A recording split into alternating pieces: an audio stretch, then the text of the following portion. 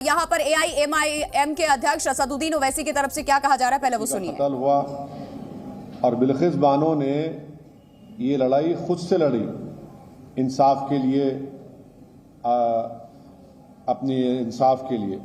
तो जो उस वक्त जो बीजेपी नरेंद्र मोदी मुख्यमंत्री थे, उस जो माहौल था गुजरात में, बड़ा ही ख़राब माहौल था। तो इसीलिए इस ट्रायल को महाराष्ट्र में शिफ्ट किया गया। और ये बात आपको याद रखना चाहिए कि बीजेपी ने ही इन रेपिस्ट को छुड़ाया जिन्होंने बिल्किस बानो से जुल्म किया। बीजेपी के लोगों ने उनके गलों में गुलाब का हार डाला और इससे बीजेपी की महिलाओं के लिए जो लड़ाई है, जो इंसाफ की बात करती है, वो बीजेपी एक्सपोज हो जाती है। दूसरा पॉइंट उसमें यह है कि आज कोर्ट ने क्या कहा, सुप्रीम कोर्ट ने कहा the state of Gujarat acted in complicit with convicts, यानी स्टेट ऑफ गुजरात खुद इन रेपिस्ट के साथ कॉम्प्लिसिट थी। बुनियादी बात यह बेसिकली ये है कि गुजरात में बीजेपी की सरकार रेपिस्ट की मदद करने का काम कर रही थी। और ये बात आप भी जानते हैं कि उसमें बीजेपी के दो एमएलएज ने ये एंडोर्स किया कि इन रेपिस्ट को छोड़ दिया जाए, और एक बीजेपी के एमएलए ने उनको संस्कारी भी कहा था। आज सुप्रीम कोर्ट ने ये साफ कर दिया कि गवर्नमेंट ऑफ गुजरात, जो बीजेपी की सरकार है वहां पर, उन्होंने बिल्किस बानो के रेपिस्ट को छोड़ने में मदद की, फ्री किया, और जबकि उनके पास ये इख्तियार नहीं था। मैं सुप्रीम कोर्ट के इस फैसले का वेलकम करता हूं, खैर मुकद्दम करता हूं, और उम्मीद करता हूं कि मुस्तकबिल में, फ्यूचर में कोई भी सरकार इस तरीके से एक्ट नहीं करेगी जिससे रेपिस्ट को छोड़ दिया जाए। रेपिस्ट जो होते हैं महिलाओं के, उनको ये मालूम होना चाहिए कि उनके पास कोई इम्यूनिटी नहीं है।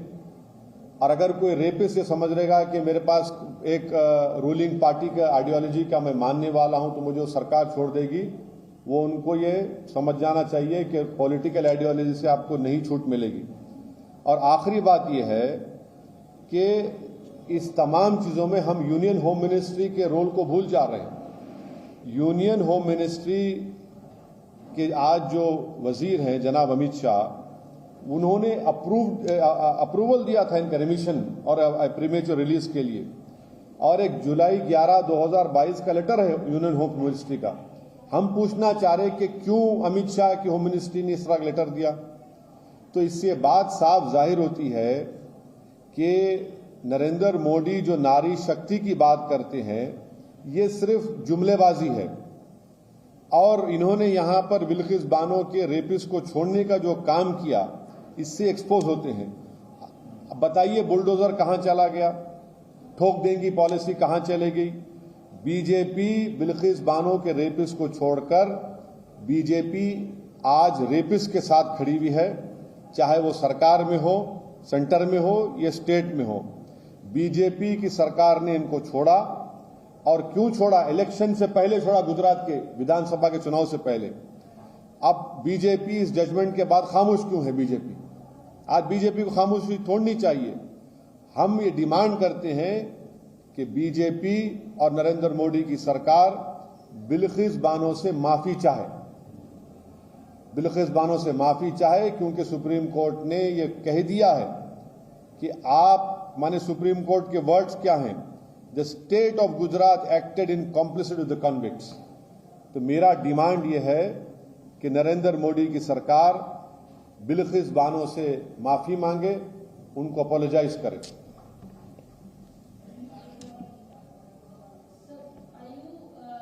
Do you want me to say this in English or you want to add? No, you can ask a question. Are you demanding that the Modi government and Prime Minister Narendra Modi, Amit Shah, apologize to Bilkis Bano? Yes, because it is the BJP. This incident happened when Mr. Narendra Modi was the Chief Minister of Gujarat, and the environment was so communally poisonous that this whole trial for Bilqis Bano to get justice, the trial was shifted to Maharashtra.